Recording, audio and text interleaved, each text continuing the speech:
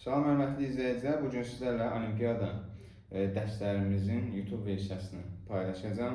Ümid edirəm hər biriniz üçün yararlı bir videolar.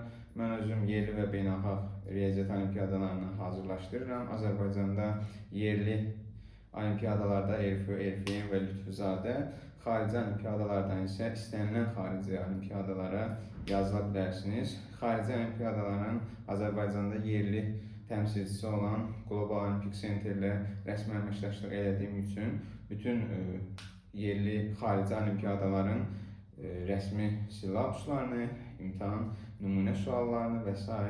ətraflı məlumata sahibim. Legender düsturu verilmiş n faktorial ədədinin sadə qruplara ayrılışında hər hansı bir P sadə qrubunun qüvvətini tapmaq üçün istifadə olunan riyazi bir düsturdur. Başqa sözlə deyə bilərik ki, n faktorial ədədinin P sadə ədədinə neçə dəfə tam bölündüyünü tapmaq üçün istifadə edə bilərik. İndi Legender düsturunu bu şəkildə yazaq. Legender düsturunu. N natural ədəddir. Natural ədəd. P isə sadə ədəd. N natural ədəd, P sadə ədəd. Onda YP n faktorial bərabərdir cəm işarəsi sonsuzluq K bərabərdir 1 n bölünsün P üstü K. Bu Legender düsturunun riyazi ifadəsidir. İndi bunun mahiyyəti nə deməkdir? Bu mötərizə tam ədəd olduğunu göstərir. Yəni biz n-i P üstü K-ya böləndə qalıqlı bölünsə də biz onun tam hissəsini götürürük. Çünki burada bu mötərizə var. Ona görə. İndi tutaq ki, hər hansısa bir ədədin bu faktorialını hesablayaq. Yəni Legender düsturu ilə tapaq. Tutaq ki, deyirəm ki, olimpiadalarda ən çox düşən sual nümunəsi nədir? Deyir ki, neçəsə faktorial ədədinin sonu neçə sıfırla bitir? Ən çox düşən olur. Tutaq ki, deyirik ki, 128 faktorial ədədinin sonu neçə sıfırla bitir? Bunu necə tapırıq? 128 ədədi, 128 faktorial ədədində. Ümumiyyətlə, sıfırı yaradan vuruqlar nədir? 2 və 5. 2 ədədi çoxdur. Çünki bütün cüt ədədlər 2-yə bölünür. Amma 5 ədədi azdır. Onda bu o deməkdir ki, sıfır yaradan vuruqların sayı 5-in sayından asılıdır. Yəni biz 128 faktorialın neçə dənə 5 vuruğu olduğunu tapsaq, artıq sıfırların da sayını tapa bilərik. Onda Legender düsturuna əsasən yazaq. Y5 128 faktorial bərabərdir. Sonsuzluq K bərabərdir 1. 128 bölünsün 5 üstü K. Bu şəkildə yazmaq lazımdır. İndi bu da nəyə bərabərdir? Gəl onu yazın. O da bərabərdir. K-ya qiymətlər veririk və bu toplama olduğuna görə toplayırıq. 128-i saxlayırıq. 128, 5 bölünsün 5 üstü 1. Üstə gəl. 128 bölünsün 5 üstü 2. Üstə gəl. 128 bölünsün 5 üstü 3. Üstə gəl. 128 bölünsün 5 üstü 4. Burada artıq dayanıram. Burada niyə görə dayanıram? Çünki 5 üstü 4 128 ədədindən böyükdür. Onun tam hissəsi sıfırdır. Əgər tam hissəsi sıfırdırsa, onda bundan sonrakilərin hamısının tam hissəsi sıfır olacaq. O mənə lazım deyil axı, çünki məndən lazım olan tam hissələrini tapmaqdır. Ona görə demək, buraya qədər gəldim. Bundan sonra artıq bərabər işarəsi qoyub cavabı tapıram. Bərabərdir. 128-i 5 üstü 1-ə bölürəm. O da düşür 125-dir, 25 dəfə düşür, düzdürmü? 25. Qalığı lazım deyil mənə, əsas neçə dəfə tam bölündüyünü tapmaqdır. 25 dəfə tam bölünür 128. 128 5-in kvadratı 25 eləyir. Bu da 5 dəfə düşür, düzdürmü? 5 dəfə tam düşür. Üstə gəl 5. Üstə gəl 128-i 5-in kubu da 125 eləyir. 128-i 125-ə böləndə bir dəfə tam düşür. Ona görə bir də üstünə gəlirəm.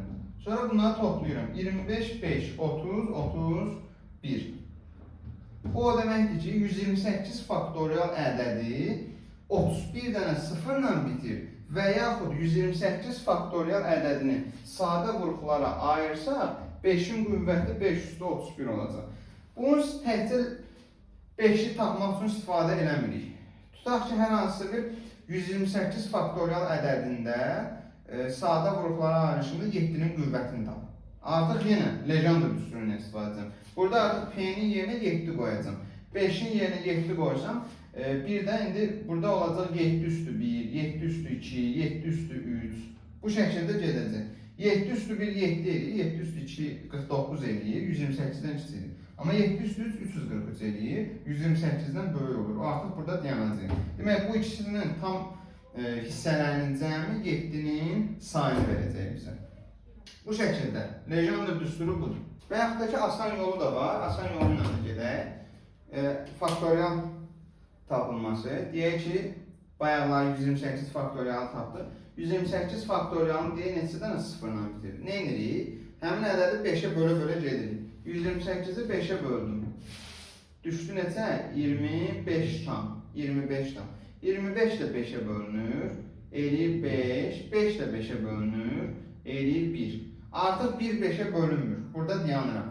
Sonra onların qismətlərini götürürəm, cəmləyirəm. 25, 5, 1. Eləyir 31. Demək ki, 128-in sonu 31-dən sıfırla bilir. Asan yolu budur. Asan belə şəkildə işləmək olar. Legendre düsturu ilə də forması bundan ibarətdir. Bu şəkildə də işləmək olar.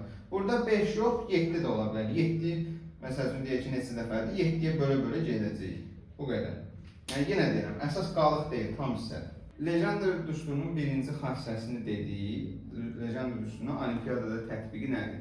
Birinci, qüvvəti tapmaq üçün, sadə ədədlərin qüvvətini tapmaq üçün. Digər isə binomal əmsalların bölünənliyini tapmaq üçündür. Binomal əmsallar. Binomal əmsallar kombinizondur da, kombinizona binomal əmsallar sayılır. İndi binomal əmsal, tutaq ki, NK. İndi biz bu binomal əmsaldır. Bunun açıqlaması nədir? N faktorial bölünsün K faktorial vurulsun N çıx K faktorial. Yəni bu kombinizondur da, kombinizonun da açıqlaması budur. N faktorial bölünsün K faktorial. İndi burada Legendre düsturunu necə istifadə edirik və niyə görə Legendre düsturu? Yəni Legendre düsturuyla mən bunu necə tapım? Tutaq ki, bizə bir ədəd verir. Deyək ki, 30-da 10. Kombinizon 30-da 10. Ədədini, bu ədədi hesablasam böyük ədəddir. 30 faktorial bölünsün 10 faktorial vurulsun 20 faktorial görə nə qədər gedir? Bu çox böyük ədəd. Bunu belə ədəd olaraq hesablaya bilməzsiniz. 30-da 10 ədədini 7-yə böləndə qalırmı? Ümumiyyətlə 7-yə bölünürmü bu ədəd? Və bölünürsə 7-nin ən böyük hansı vuruğuna bölünür? Yəni 7 üstü 2-yə mi, 7 üstü 4-ə mi bölünür? Yəni ən böyük hansına bölünür, onu tapmaq lazımdır. Onu tapmaq üçün biz artıq Legendre düsturundan istifadə edəcəyik. Harada? Ümumiyyətlə yadda saxlayaq. YP 30 SNK şəklində yazacaq artıq. Orada həmişə N faktorial yazırdı. Burada N faktorialın yerinə kombinizon yazacaq. Çünki burada kombinizonla verir. Və biz nəyi tapmalıyıq indi burada? E7 30-da 10. Bunu tapmalıyıq da. E7 30-da 10. Bunu tapmaq üçün nə edirik? İndi buradan yazaq ki, ümumiyyətlə YP A bölünsün B olarsa, biz bunu YP A çıxılsın YP B şəklində yaza bilərik. Bu da hardan gəlir? Bu gəlir loqaritmin xassəsindən. Loqaritmada ədədləri böləndə onları çıxacaq. İndi onları göstərəcək gələcəkdə.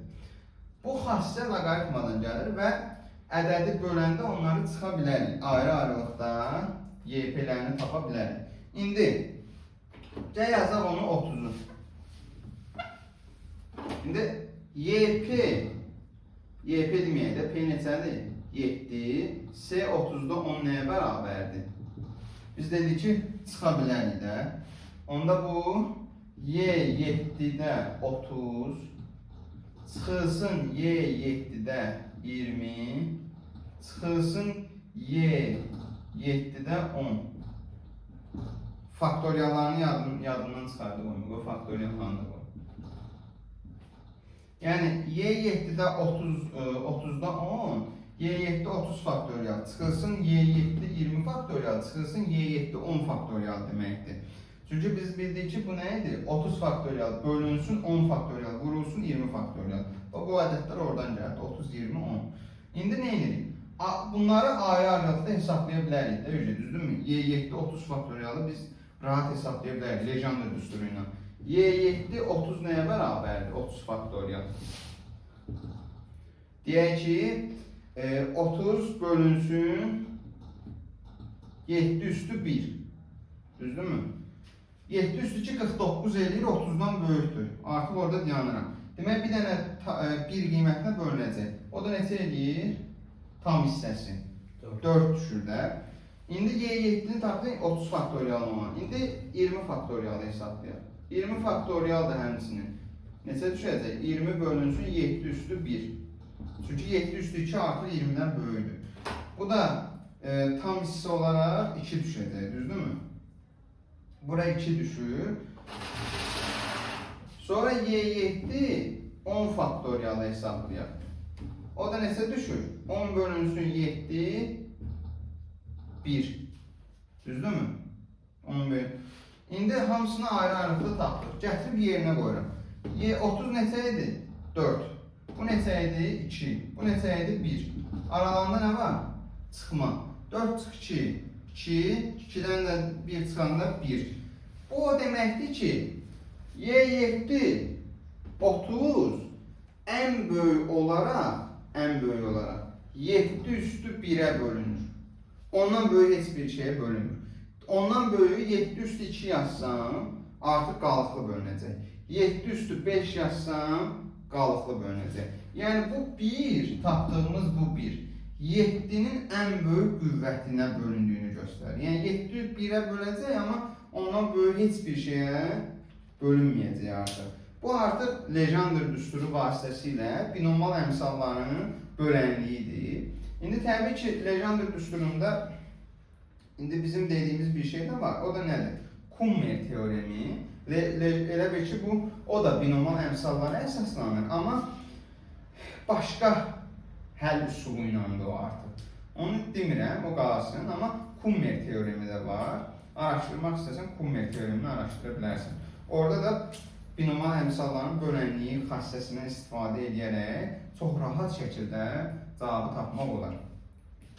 Sonra Kummer teoremindən sonra gələcək, bunlar bir-birinə bağlı teoremlərdir ya. Kummer teoremindən sonra gələcək Luka teoremi. Luka teoremi də yenə binomal əmsallarla bağlıdır. Amma artıq burada böyük bir ədədlərdən söhbət gedir. Sən məsəl üçün bunu hesablaya bilmərsən. S üstü 1000'də 20. Çox böyük bir ədəddir də. Yəni S 1000 faktorial bölünsün 20 faktorial ya da vurulsun nəminə. Bu uzun gedir. Burada artıq Luka teoremindən istifadə edəcəksən. Onu da özün istəsən araşdırarsan. Luka teoremi vasitəsilə binomal əmsalların bölünməliyini tapa bilərsən. Bunlar bu qədər. Deyəcəklərim bu qədər. Legendre düsturu, Luka teoremi, bir də Kummer teoremi. Bu üçü bir-birinə yaxın teoremlərdir. Araşdıra bilərsən. Bunu başa düşdün, binomal əmsalların bölünməsini. Başa düşdün, qeydi onsuz çox edirsən. Əsas başa düşmək.